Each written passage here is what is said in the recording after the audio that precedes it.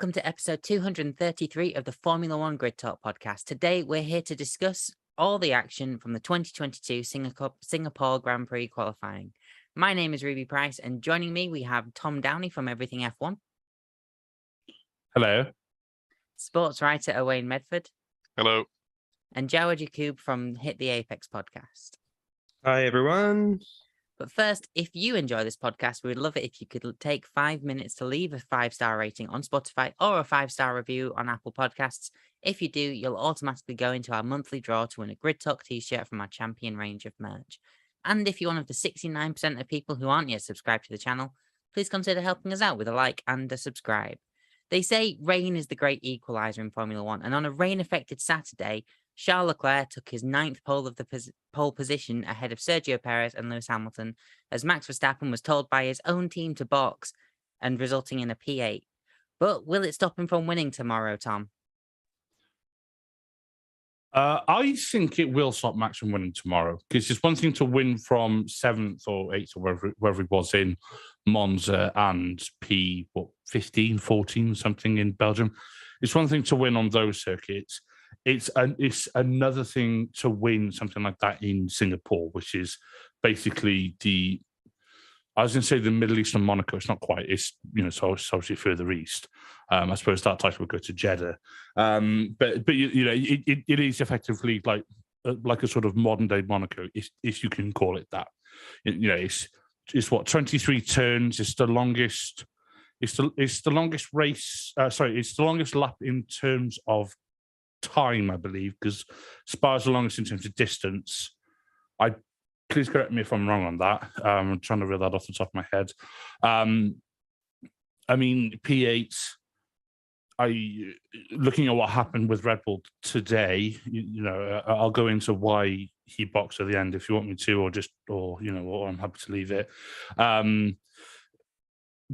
is better than a disqualification in the back of the grid, because this circuit is hard to overtake on. And although, think about it, he's involved in the PK family, and they've got history here for manufacturing results, and never say never. And crashing out of that analysis, Tom Downey, Owain Medford, Charles Leclerc. We've gone for an unusual ordering of discussing the results. But anyway, Charles Leclerc, with his 9th pole position for Ferrari this season. I think that now means that he's overtaken Michael Schumacher for the record within the season. How did he end up taking pole today? By the skin of his teeth, if you look at the times, it's not by much. But then again, it was always going to be that way with how the circuit was evolving, and it was kind of going to be sort of last driver across the line. Although, as I say that, Charles Leclerc wasn't last driver across the line, and he just managed to pull out just enough of the stops. So I don't know whether maybe the track sort of regressed a little bit. I can't think so. But it just slowed down, and it seemed like if you were going through about 2/3 of the way through that session, that's when the fastest lap times were put through. It's to be fair, it's a really good lap, and it suits the Ferrari. So, you'd be disappointed not to be getting good results there, and hopefully they can convert this, because I think the difference between Charles Leclerc, the Ferrari of now, and the Ferrari of the old, is that Michael Schumacher might have got 9 pole positions in a season, but the Ferrari there, the team, as it were more competent at being able to complete things. Then again, I think with Singapore, it should in theory be harder for them to mess this up. But I'm personally at the position where I don't think this is where I think the only thing more, with more potential than that car is Ferrari's potential to mess up a strategy and somehow end up in, 14th place. Well, it was Singapore in 2019 where Ferrari screwed up Charles Leclerc in favour of Sebastian Vettel, so you never know. And the last time we had a wet start at Singapore, 2 Ferraris didn't really make it past the first sector. And there is talk of thunderstorms in Marina Bay between now and the race tomorrow. But Jawad, in Q1, Sergio Perez, Red Bull thought he had abandoned his lap. In Q3, it was actually his teammate who ended up abandoning 2 laps. But Sergio Perez in P2 Not bad for someone who a lot of people have written off this season. Exactly. Like, if you hear what's been going on in recent times, they've written off Perez for the rest of the year. They're like, oh, does he deserve to stay at the team, given how far he's fallen behind Verstappen and stuff? But he does quite well on these street tracks, as we saw earlier this year. He got his first ever pole in Saudi, then he won the Monaco Grand Prix. And I reckon, yeah, he can be competitive again tomorrow, given that Ferrari, we know Ferrari strategy, whatever they do, I'm sure they'll end up behind the Red Bull at some point. So he could be in a good with a good chance as well tomorrow.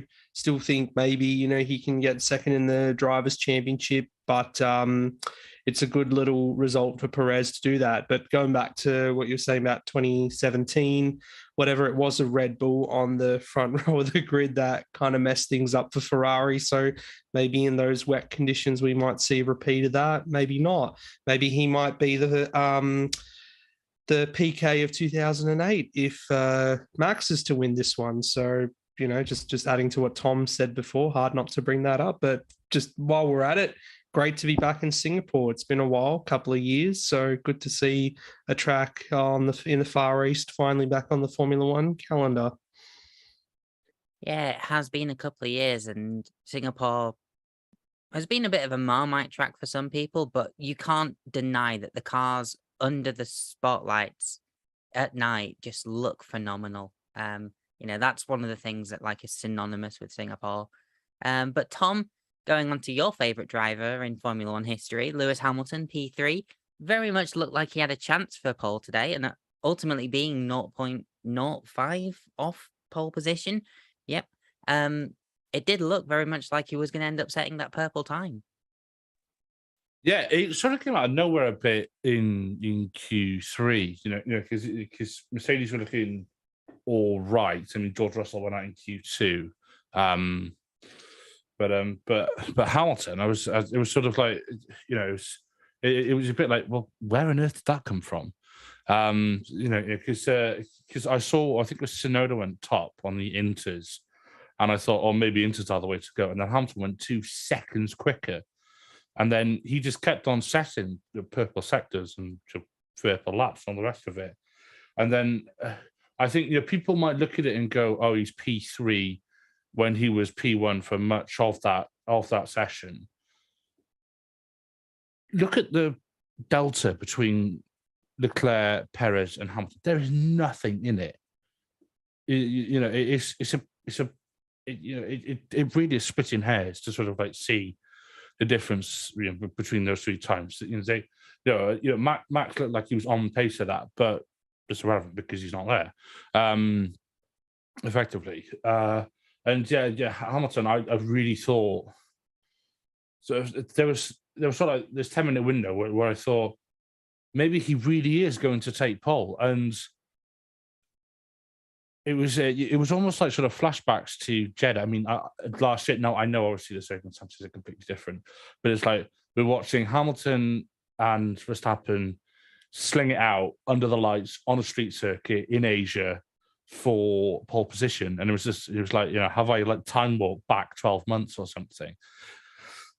Excuse me. It was a really good quality for him.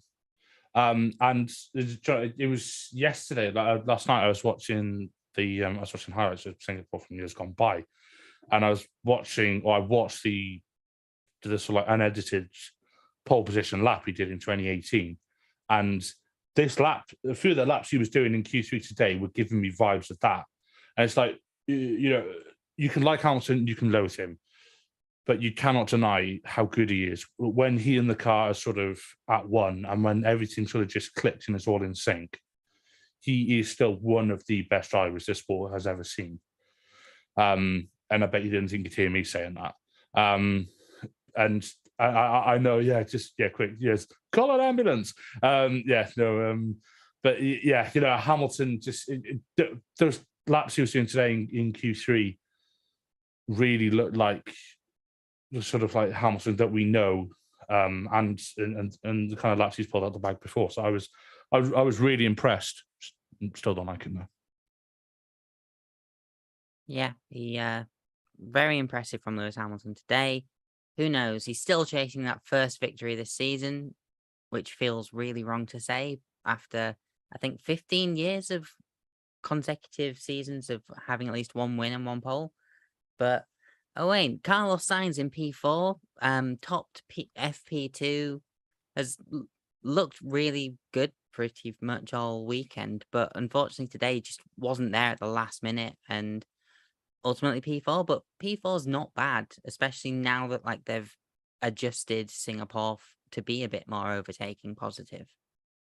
Yeah, Carlos Sainz had that sort of like he had a real dip in performance. He looked really dejected earlier in the season, and to be fair, he's not a world away. It's not like there's a half a second between the front three and him, and he's just the next one in the list of runners. It's he's actually fairly close. He's only sort of a tenth and a bit away from Hamilton. I think they're just the top three. They just did an amazing job, and I do worry a little bit that Carlos Sainz is being carried on the strength of Ferrari rather than just having the pace outright in and of himself. But the numbers don't lie, and I think there was I kind of got the feeling he could have gone a bit faster, but it's still not a bad place to start. And all it takes is a slightly fluff start by Hamilton and a good start by him or something like that.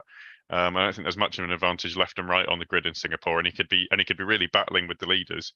Either way, no matter what happens, really, he's perfectly placed to cause issues for Red Bull, and to help Charles Leclerc get the victory or get the victory himself. They can act as a pincer there, and it really is 2-on-1. So he's well placed, and it's a decent lap. Pincer move from Ferrari on a Red Bull at Singapore. Again, 2017 flashbacks.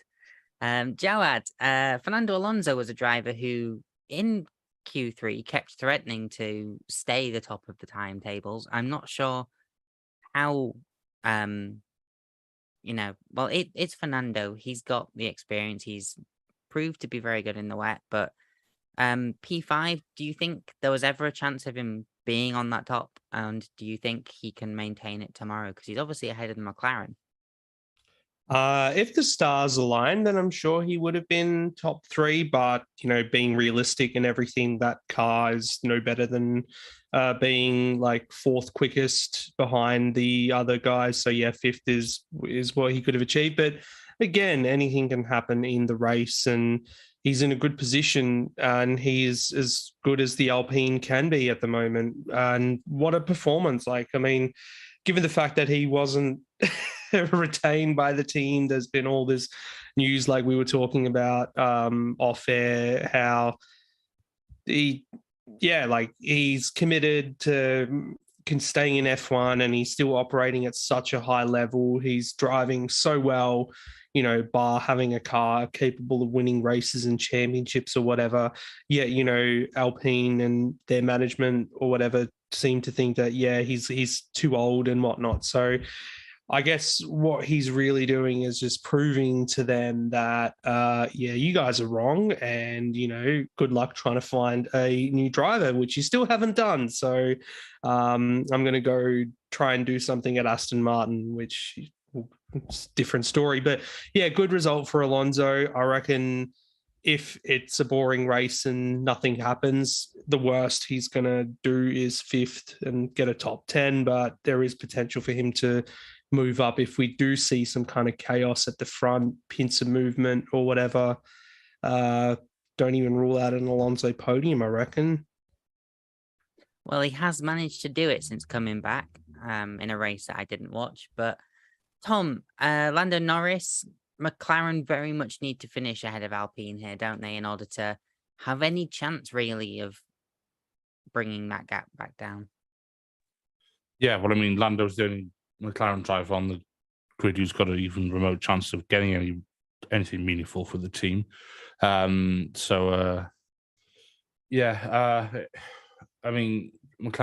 they're just weird this year. It's up to Lando, but I think I said this before, but it's like he's fighting with one arm tied behind his back because his teammate's just like it's like dragging a kettlebell on a piece of fishing string behind you. It's just you just like dragging around this dead weight that's not doing what you want it to do. And yeah, I mean, there's only so much we can say about McLaren these days. And, Lando, he's doing a good job. He only just made it out of Q1, mind, but he still got through. And, the important thing is he was out of Q1, his teammate wasn't. How many times we said that in the last 2 seasons? 8. And yeah, it's just, he'll be hoping to keep a points finish in their sort of fight with Alpine. Given Ocon ran out in Q1 as well, I think that's perhaps leveled the playing field this week a bit. But I think that's also delaying the inevitable, where Alpine will somewhat stretch their lead over McLaren, if you ask me. Yeah, it looks likely to happen. But Owain, Pierre Gasly was having gearbox sync issues, it sounded like, or struggling to just stay on the track. But after leapfrogging Max Verstappen into P7, you can kind of understand why Red Bull are considering dropping AlphaTauri from their brand, aren't you? Yeah. All I'm going to say is Max Verstappen going to obviously Max Verstappen going to Alpine. He's got the anger for it. Yeah. I mean, to be fair, like looking at the result he's actually got, bearing in mind he's had issues with the car, mechanical issues with the car. We've seen George Russell have what seem like similar issues, not maybe in obviously mechanical sort of effect or anything, but just how what they were doing, and to how he had to drive the car. It's actually kind of remarkable that he's not only got it in 7th place, which is it's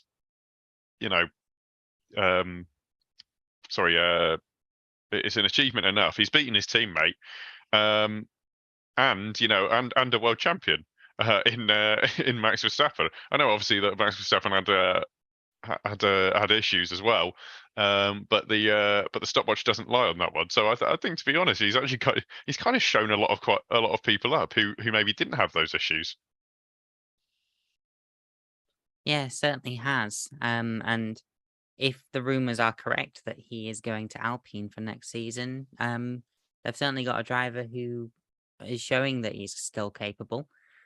So, Jawad, to return to the reigning world champion, Max Verstappen, let's just talk a little bit about what on earth happened at the end of that session.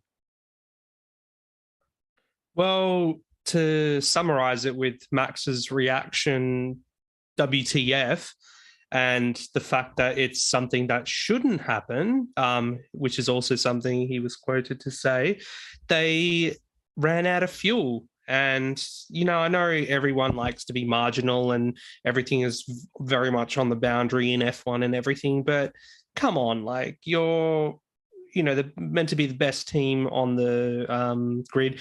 I would have put, Ferrari in that sort of camp to do something silly like that. But no, it had to be Red Bull. They had to blemish themselves this season in that manner. So they just basically underfueled the car, and because it's such a long lap around here as well, and you're using much more fuel, it doesn't help in that respect. And then given how his, lap time wasn't as competitive in the first run down in P8, you can understand his frustration that he didn't have that opportunity to set that final flying lap and everything, and to be more representative towards the front of the grid with your Leclerc and Hamilton and Perez. So very much frustrating if you're a Verstappen fan and if you're Max yourself.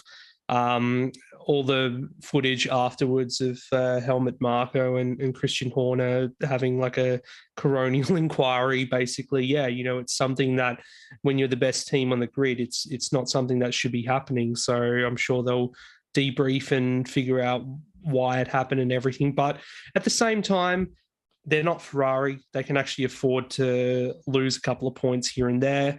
It was a long shot anyway coming into this weekend that he would actually wrap up the championship given the permutations. So, it's Max. I'm sure he'll still finish in the points or even end up winning the race. Who knows? But they can afford to have made a mistake like that. But given how Max's reaction was so scathing afterwards, he's a driver that doesn't want to let up at all. He wants to be on top in every session, get as many points as he can. And and that's, you can understand it from that perspective because, it's a bit of amateur hour from Red Bull. Yeah, I saw Sky F1's Ted Kravitz basically saying that these things can happen, like when you fuel for a session that's got interchangeable conditions, and by interchangeable I just mean the track's going to get quicker. Like you never really know how much fuel you are going to use, and sometimes it's better to make the gamble of well, if we don't have that fuel sample, we're going to be starting last.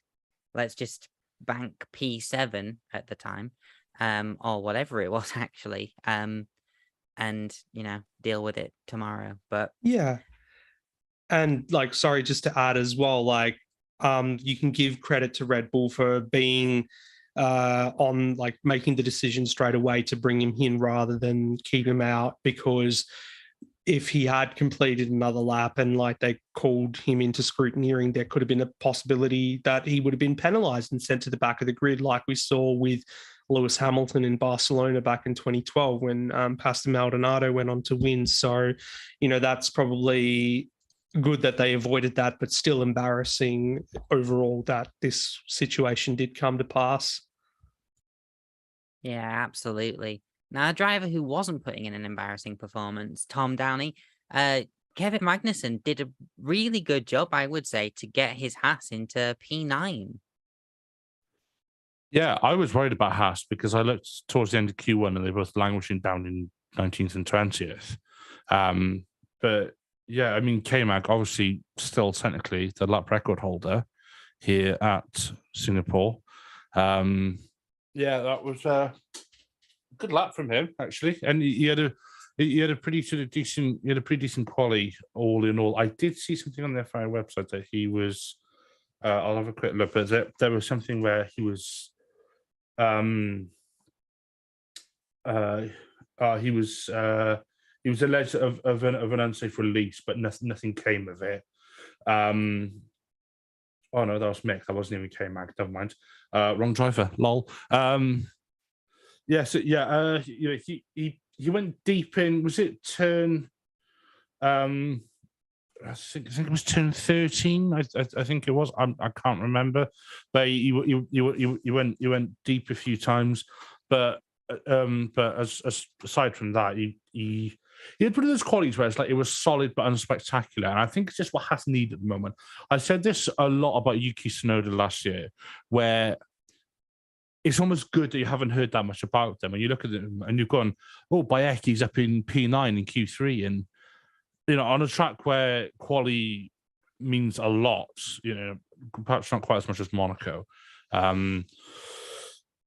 It's a good result for K-Mag ahead of tomorrow, and I really do want to see him get some points. Even if it's just a point, I just want to see him get a point. Just get his foot, just back in the door, so to speak. Because Haas have arguably been the team this year where they've promised so much and deliver so little because of how much they look to have improved based on their performance last year. Because Williams, we all knew were going to be terrible anyway. But Haas had a great start to the season, so it's a little bit disappointing that we're saying, "Oh, K-Mag's back in Q3," because you'd like to see him there or on the cusp pretty much every session.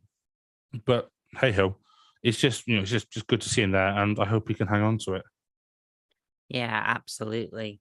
Now, Owain, one of the two drivers who went out on the Inters in Q3 was Yuki Tsunoda, and ultimately, you would argue it took them too long to accept that was the wrong decision. As much as obviously, we've mentioned he did jump to the top of the timing screens, but then when, Lewis Hamilton sets a lap 2 seconds faster than you, and you still take a couple of more minutes to change your mind about what tyres you're on, you were only ever really destined for not having the peak performance at the end of the session, were you?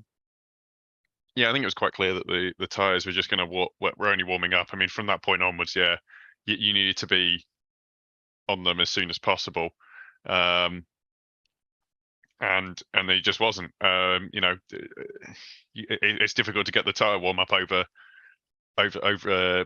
sort of a small section of a lap, and still pumping a lap time right at the death. It's something you can do maybe on a completely dry track, but when it's drying, it's difficult, and it's always going to be easier when you've actually built that heat over the preceding 10 minutes. So obviously Yuki Tsunoda, you can see that definite drop in performance compared to the times of other people that he was qualifying around in Q2 and in Q3. Just it completely drops off, and it's I think you've hit the nail on the head where it just you can probably attribute it almost completely to the fact that he only had a couple of laps on those softs to actually do anything with. Considering that he's actually not that far away, but I think it's kind of almost on the team to take responsibility for that and say, well, as much as Yuki has really tried his best and he's only 0.4 away from Kevin Magnussen, obviously Yuki's had to do a ridiculously good job to be able to work out where you can push and where you can't on a tyre that he's not really used in those conditions before. So I think it's a good performance by him, but yeah, it's just a bit bad decision making to put him on that tyre that late in the qualifying session, and just hope that the track evolution will do it for you. Yeah, absolutely. Moving into the realms of Q2 then, George Russell, at one point we would have praised him for being out in Q2. Now he was 0.06 off getting into Q3.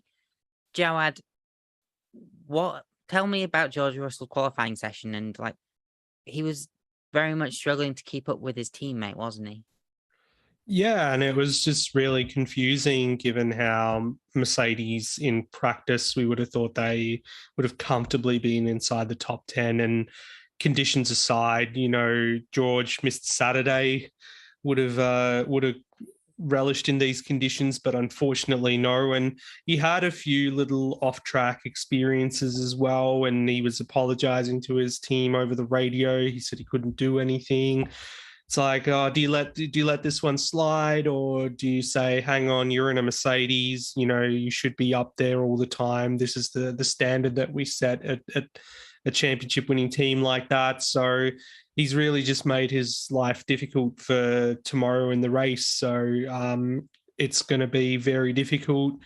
But yeah, I reckon it's rare that we've seen this sort of slip up from George this year. He's been so good. He's been, one of the standout drivers of the season, fighting at the front, finishing top 5 in almost every race this season as well. He's had that consistency. And then in qualifying too, earlier this season, he was, consistently ahead of Hamilton in qualifying. And we're like, oh, this is amazing. But, this performance is kind of like, whoa, you even though you missed out on Q3 by 0.006 point of a second or whatever, you're still that far behind your teammate. That's not quite good. So fingers crossed for him tomorrow. He can do something, redeem himself, but not a great day for Mr. Saturday.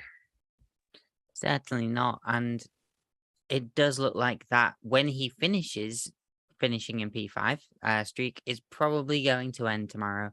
But then we also said that when I think he was qualifying P11 earlier in the season and still managed to do it. So it's Formula One, anything can happen. And at one point, Tom Downey, it did look like Lance Stroll could even appear in Q3 and was going quick on his soft tyres at the end of Q2 before losing all of his time in the final sector and then ultimately spinning as well. Yeah, but I mean, old habits die hard, don't they? Hashtag just all things. It was a brave and I would say inspired, but it was just a bold and brave move to go onto the softs or the slicks in general. The track was looking dry in the majority of places, but there were just a couple of braking spots where people were catching themselves out, or it was just, it was quite damp. And I don't think it was quite right. I mean, I don't really know what else to say about Stroll, to be honest. He was sort of just there because he's contractually obliged to be. And Daddy probably brought the plane, so he probably, jumped on that. I don't really know what else to say. He had an all right quality for an Aston Martin, which is not a dog of a car.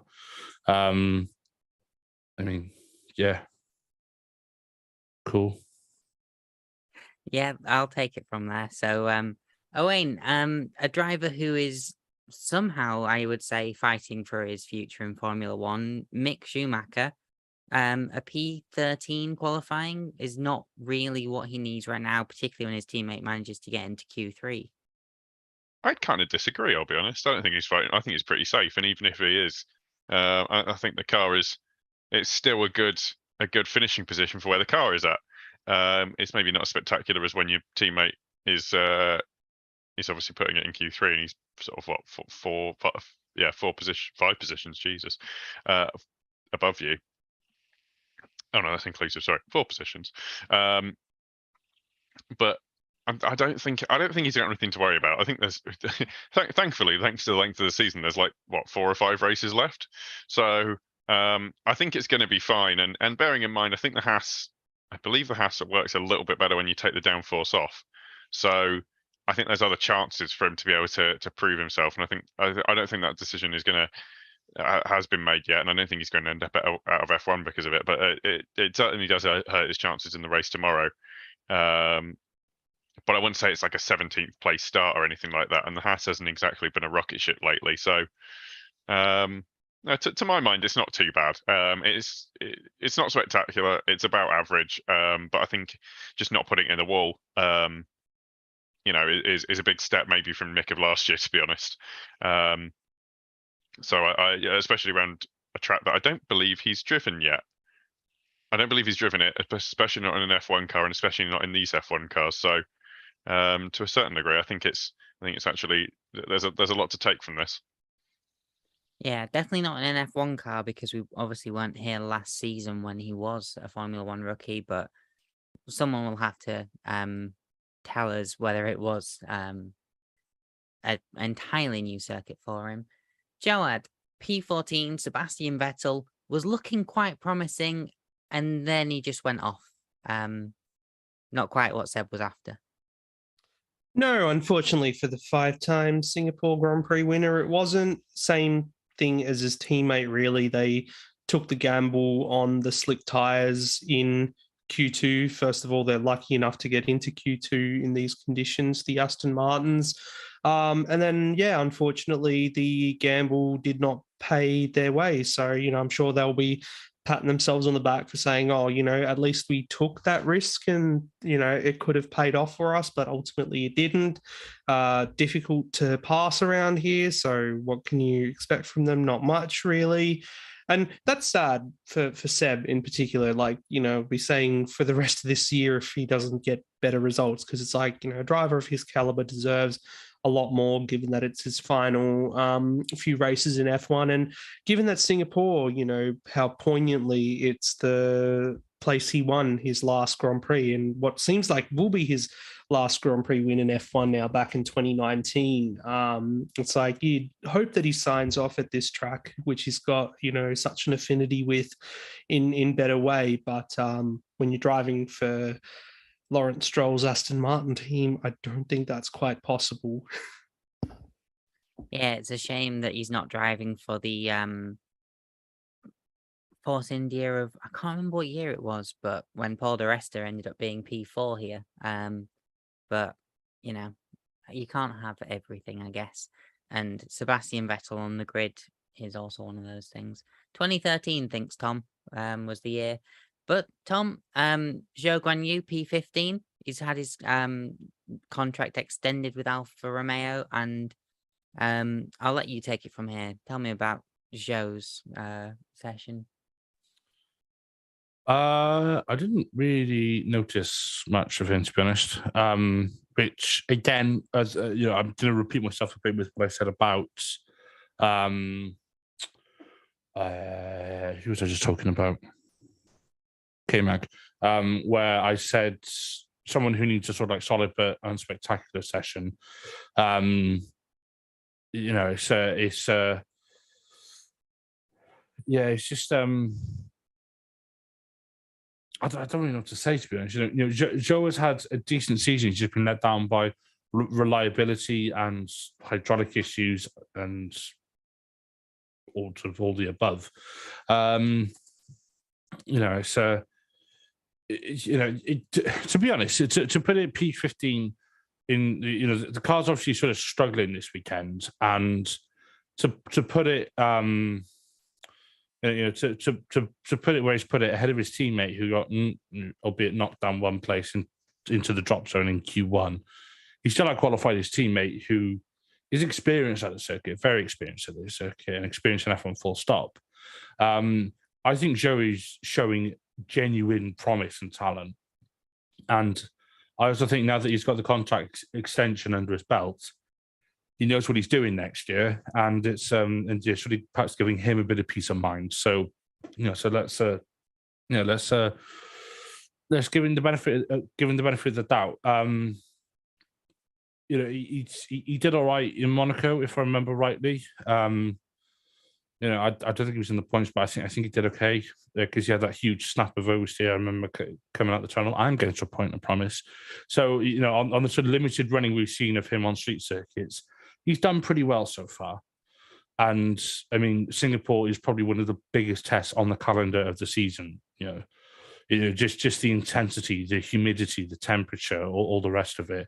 It's not like the European rounds. This is a real physical test, and I think he's relishing it, and I'm still quite impressed with him. I just hope that he doesn't turn into one of those drivers where it's like, oh, he's a nice guy, but he's just not quick enough, like we've seen with Latifi.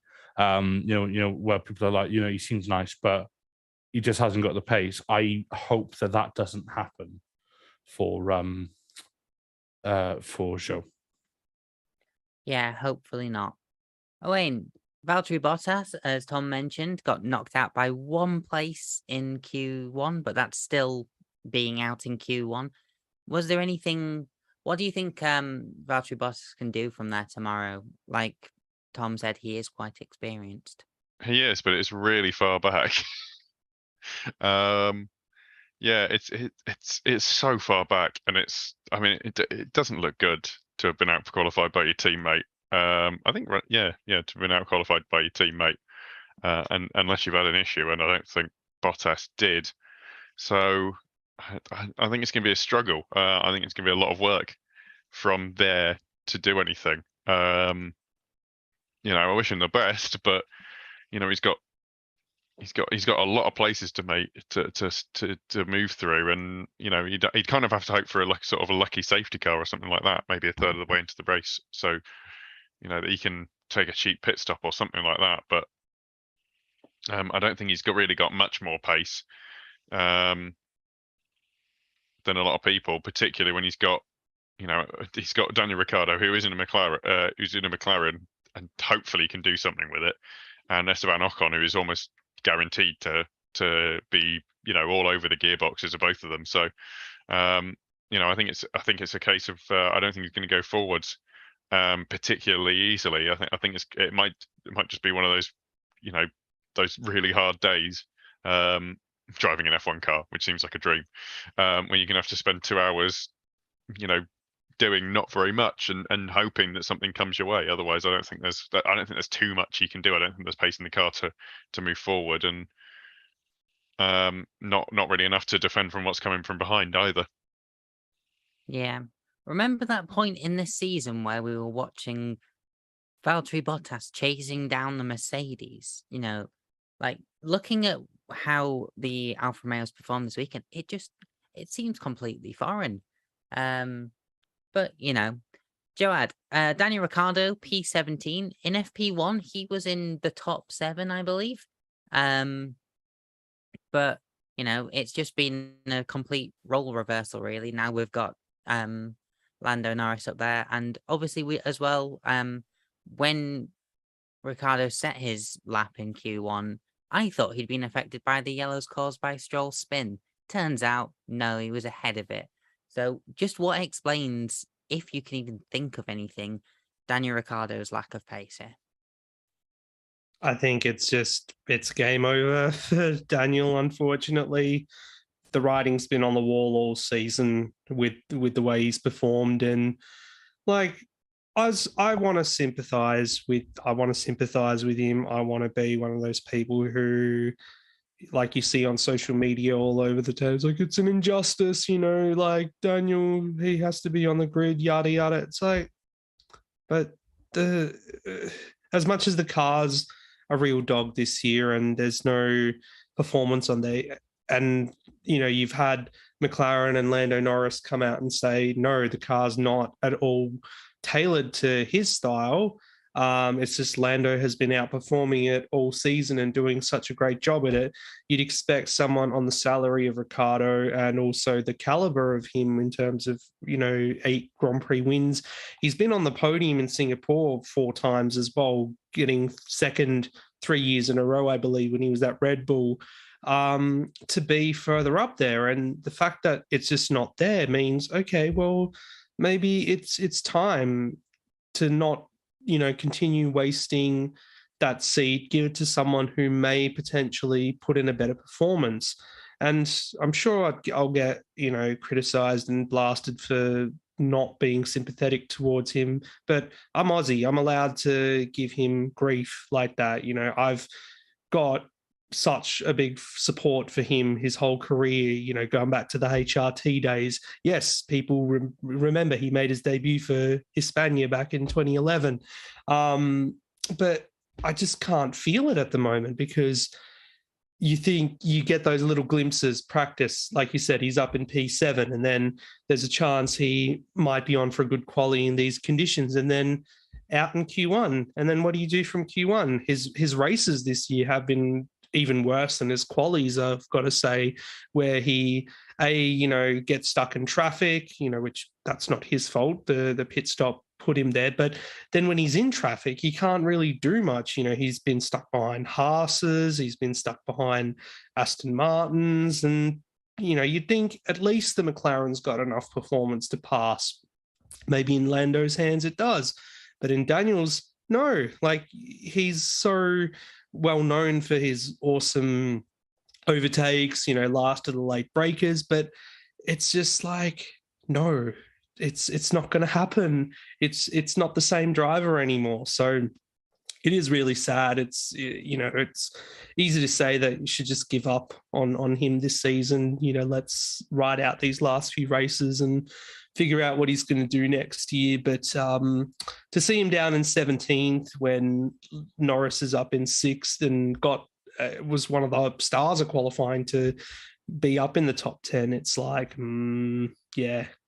it's not as bad as the next driver, Ocon, that you're going to talk about, him finishing in 18th, because Ricciardo being out in Q1 and finishing outside the top 10 has been such a regular thing this year that it's it hurts, but at the same time, it's we've learned to live with it and expect it from him. Yeah, you always hear about, the drivers that can always get the best out of a underperforming car. But this season, whether that McLaren has been underperforming or not, we haven't seen that from Daniel Ricciardo. So, like you say, and we've also had some comments on, you've got to perform to stick around, and unfortunately, he just hasn't performed this season. And Tom, Esteban Ocon in P18 complained of not having any brakes on his final lap. Do you think? Well, I mean, we've seen that Fernando Alonso is up where he is. There certainly was pace in the car today for them to be higher up. Yeah, I don't know if Ocon had a brake issue or if he had brake failure or what, but whatever the issue was, it wasn't happening for him today, and he just didn't have the pace. I mean, he probably didn't have the pace because he didn't have the confidence in the brakes. Especially if he's complaining on the radio saying, "I haven't got any brakes." He'll probably be aiming for points. Whether that happens this weekend or not, I don't know. Or tomorrow, rather, I don't know, because we've said it already on this podcast. Singapore is a damn hard track to overtake on. To be able to get past people, to be able to make moves. I mean, I think there are some opportunities, and hopefully these 2022 cars will aid overtaking around here. But I remain to be convinced, as you can probably tell. So let's see what Ocon can do. He'll probably try and clear the likes of the Alfa Romeos quite quickly, I'd imagine. Probably try and get them out the way. Get past. The TVs obviously are both Williams behind him, aren't they? I believe. Yeah. Okay. So that one answers itself. Just obviously just make sure he gets a decent launch and tries to get, just sort of clear the sort of like lower dregs of the field quite quickly. Whether he can is another story. Let's see. Yeah, absolutely. Now, I've got absolutely no notes on either of the Williams from today's session. I think it was just one of those ones, but obviously Alex Albon back after being missing due to his appendicitis that needed to be operated on. Owain, it's going to be a tough one for him tomorrow, isn't it? Right. I want to point out and life-threatening complications from appendicitis surgery. So, if anything, it just makes Nicholas Latifi look worse. I know of a lot of. I mean, it says a lot about about his resilience and stuff that he's managed to come back in and not qualify that far off of the rest of the people in the field. It's it's quite remarkable, really. I think most of the performance is down to it's going to be there's got to be some after effect of that surgery, and then the car obviously not really suiting. It doesn't work particularly well when you wind the downforce on. It seems to be much more efficient when you take it off, and but it's still kind of remarkable not for him not to be at the back of the grid from that, because I'd struggle after all of that. So that is very, very surprising. I think it's a testament to his the fitness and the recovery that he's had. It's kind of amazing. So yeah. I mean, it does, as much as there's the sort of jubilation of that's a really good job from him there. It is the fact that he's now got a hope for, I don't know, like something like, what is it, Adelaide 1996 or something like that, or was it Monaco 1996? I think it's Monaco. Either way, the one where Panis won, they've got to hope for that level of race for him to be anywhere close to points. I think. I think the same for Latifi behind, but yeah, it's going to be a long day as well for them. Yeah, it certainly is. And Jawad, to mention Nicholas Latifi, he finished P20. Good to know. Good to know. I didn't think he would finish anywhere else. The only thing really to say about him is at least we got confirmation ahead of Singapore that he will be parting ways with Williams for 2023. So not that wasn't the worst kept secret in this year in the silly season, but goodbye to Go Tiffy. That's all we can say. I can't wait for him to go Tiffy, to be honest. Good one. Yeah. You've been on fire today between that and Stroll as well. I think we saw that one earlier in the chat. Was that you or?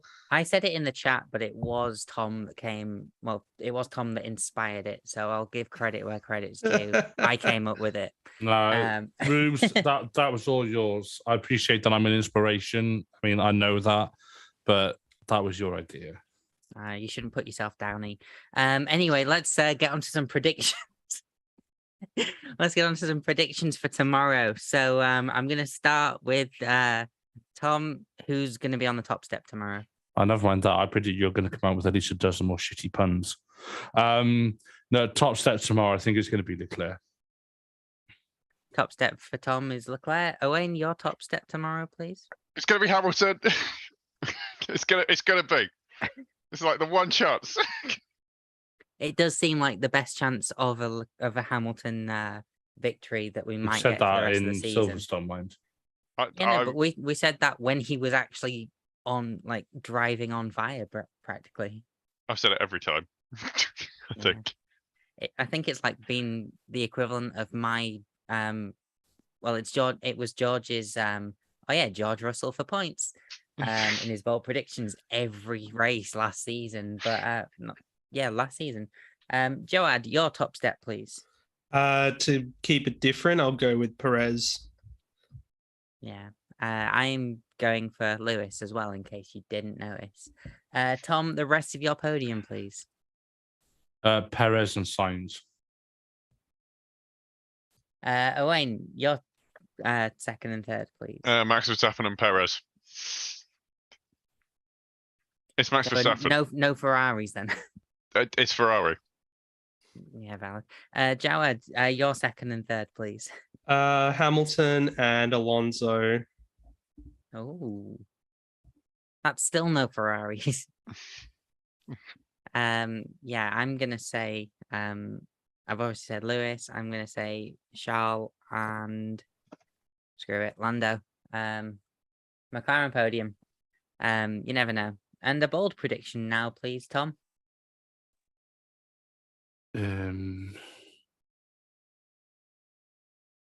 George Russell doesn't get into the points. Yeah, I was about to say I thought we said bold, but then I remembered he is actually driving in a Mercedes. Owain, your bold prediction, please. Ferrari to win. Okay. I mean, Hang on a minute. Hang on a minute. You predict Ferrari to win after you predict no Ferraris on the podium. I have maintained that my bold predictions and my predictions never have to be like they never have to coexist. It's one or the other. Evidently. I think that is kind of the rule, to be fair. Is it? Yeah. No. Well, no. The rule is that, like, your bold prediction is just a separate prediction. Suffered then Williams won too. Oh, fair enough. Jawad, your bold prediction, please. Quarter of the grid will not see the checkered flag. So 5 cars out. Actually, can I change mine for reals? Yes. What? So it's not completely ludicrous. Well, no, because I said the Williams one in jest-ish. No, instead of saying George Russell won't get points, we don't get a safety car. Because we've had one in every year. Yeah, exactly. And I remember a year we didn't. I remember 2 years we didn't. We've had one every year that Singapore has had Formula One action. Yeah, I just muted Owen as well, just to be sure. Yeah. I'm gonna go. We don't hit the 2-hour mark because it happens so often here in Singapore that this race gets timed out. And that obviously we've got somewhat slower cars this year. And I think the last time we were here, we still hit that 2-hour mark. If not, we were pushing it. But yeah, I guess we'll find out tomorrow. So on that note, let's give people an opportunity to get some promotion in. Now, I completely messed up in the intro. Tom Downey, you are not Everything F1 anymore, are you? No. Want to follow that up? Yeah, so my main focus at the moment is F1 Chronicle, where I co-host alongside Rubes. Yeah, in case you didn't know.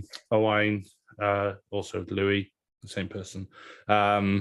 And Tom, George, all the others. I'm also going to be doing some article writing for the website as well. I haven't put anything out yet, but I've drafted a few, which I'll be putting up over the next few weeks. Yeah. Owain, where can people find you if they want to get a hold of you? I don't know, Twitter.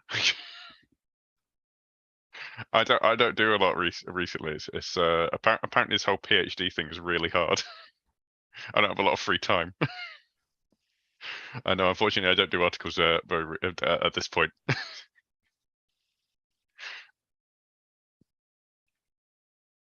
Oh, what's my at? I don't remember actually at this point. Hold on, give me a second. I'll check my Twitter. I think it's at Owain Medford, to be It honest. might well, but I think the professional one actually is, because you know what? Yeah, it is. It is at Owain Medford. That's at OWAINMEDFORD.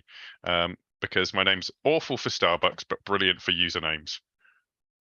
Exactly. Jawad, you're from the Hit the Apex podcast. Where can people find it? And why should they go and look for it? You don't have to go and look for it, to be honest. But if you feel like it, it's you can find it on Apple, Spotify, Google, all the good podcast platforms. Just being sarcastic. And the Twitter handle for that is at Hit the Apex Media. There's also a link tree as well, so you can go to The Raw, which is the website I write for and do live blogs for all the F1 races.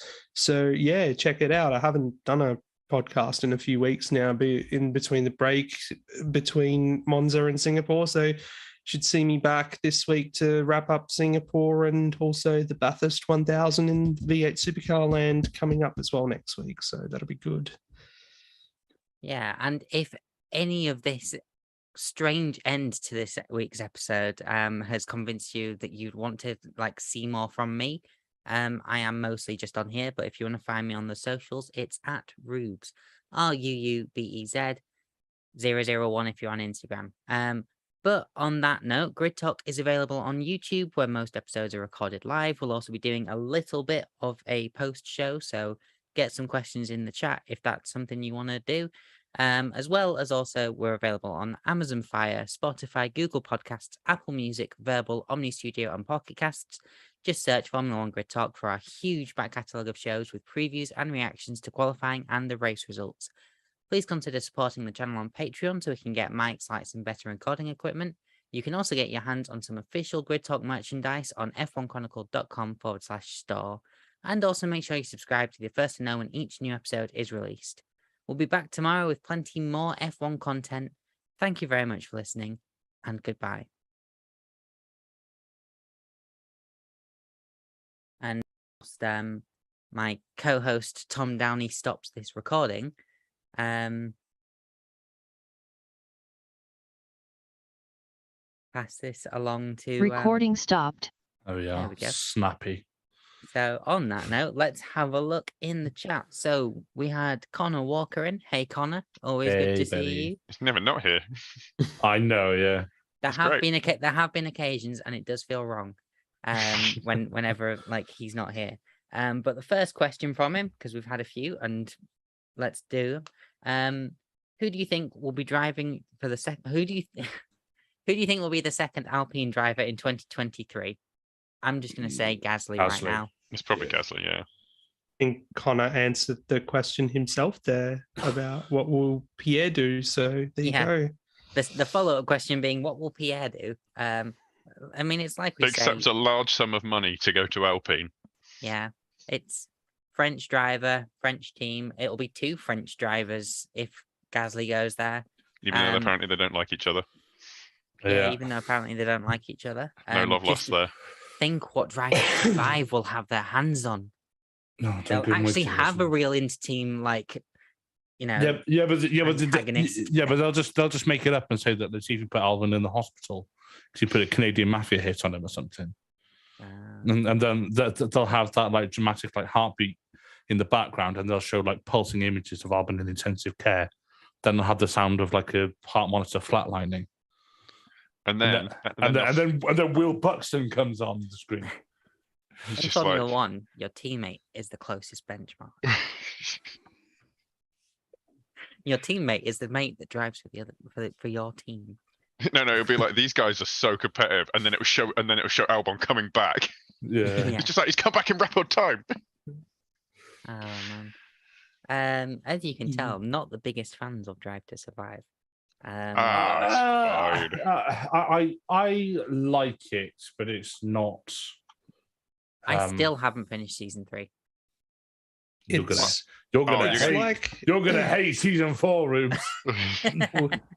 we all have a guilty pleasure trash TV show, so think of it like that. Yeah. It's like the Jersey Reality Shore of TV F1. trash. Yeah, Well, yeah. Geordie Shore of it, or Below Deck, or something like that. I was or gonna like Love Island, or I was going to say my guilty pleasure TV show is Drive to Survive and Love Island, but like Love Island before they made it before they changed the format, so the death toll went down. I did still. I'll be honest. oh my god! No, because I'm completely stealing this from someone else. Sorry, I've just taken this completely off topic. I've stole this joke from someone else. But yeah, they were just like, yeah, the original Love Island was great because but the death toll was too high, so they had to change the format and actually make it not morally reprehensible. Well, yeah, because there was. Is it Love Island or Squid Game you're talking about? Squid Island. I mean, it may as well be the same thing. Love Game.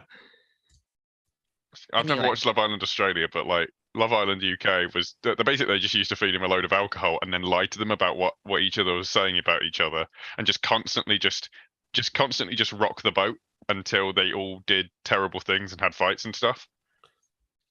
Very awful. Very awful show. I've never watched it and I have no intention of watching it. Neither, to be honest. It's not good now. It's like I say, they made it slightly more wholesome. So bringing it back to Formula One, another and final question from Connor Walker. Did anyone else hear about the investigations into Red Bull spending? If it's found they exceeded the cost cap last year, it's possible Max retroactively loses the championship. We were discussing this pre-show, and Tom Downey was of the opinion that it would be Red Bull's fault. And Owain put forward the notion that without the car and without the extra spending, Max Verstappen wouldn't have been in a position to win his Drivers' World Championship. I mean, I just want... Right, okay. You know what? I don't want to say something dumb and then on Wednesday get proved wrong. So what I'm going to say is... Yeah, everything's allegedly. Yeah, allegedly. So whatever team does break a cost cap, every other team is going to have the right to say, well, we could have spent that much and we could have changed the performance by whatever percent and we could have increased our results. So they're always going to say that, well, we got negatively impacted on track and that negatively impacted numerous other things of our business because we stayed within the rules and they didn't.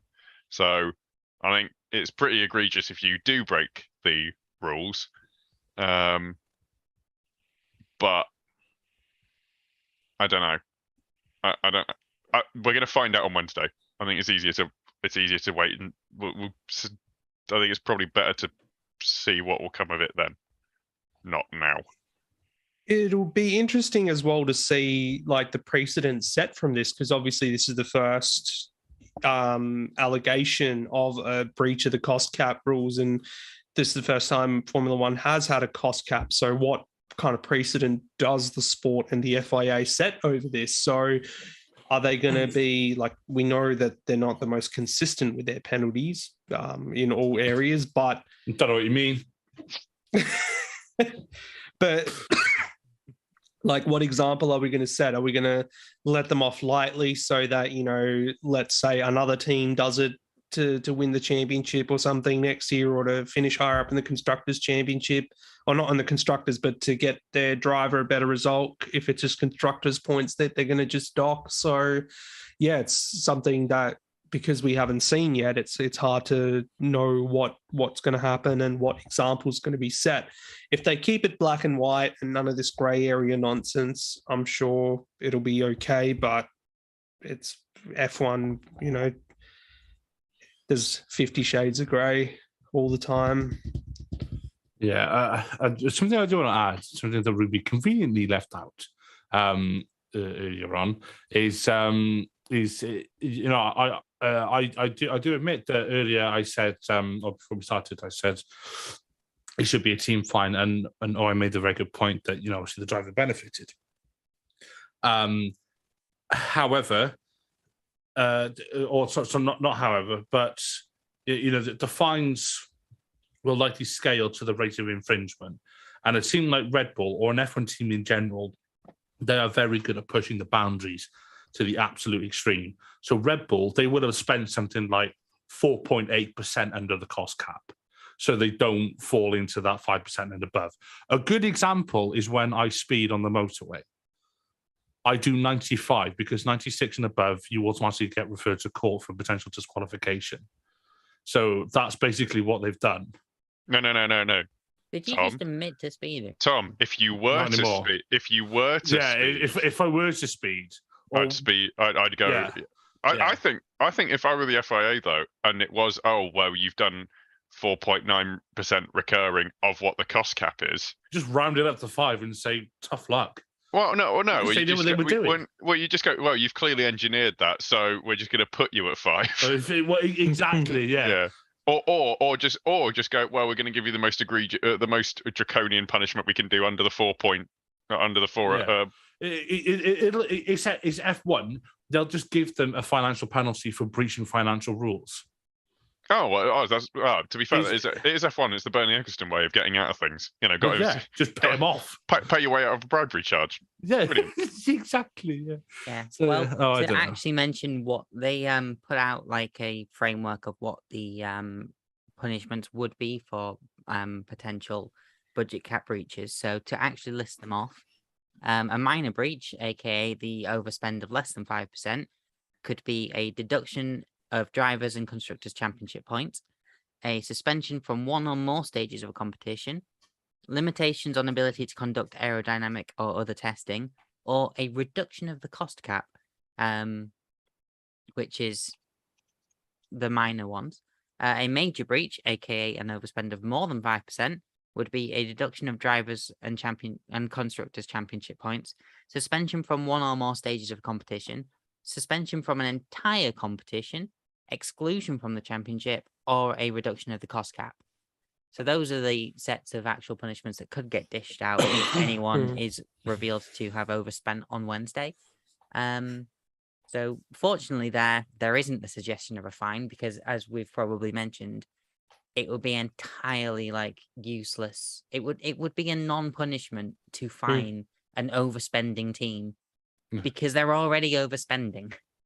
Yeah, it's just I was going to say there's more than enough money in the world. Exactly.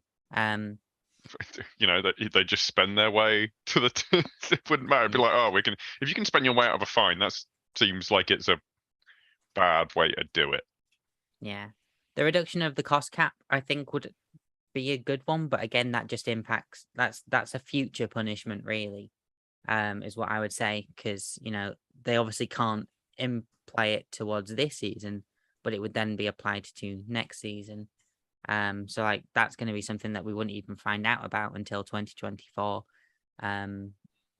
So anyway, I think on that note, we've sort of come to a natural finish.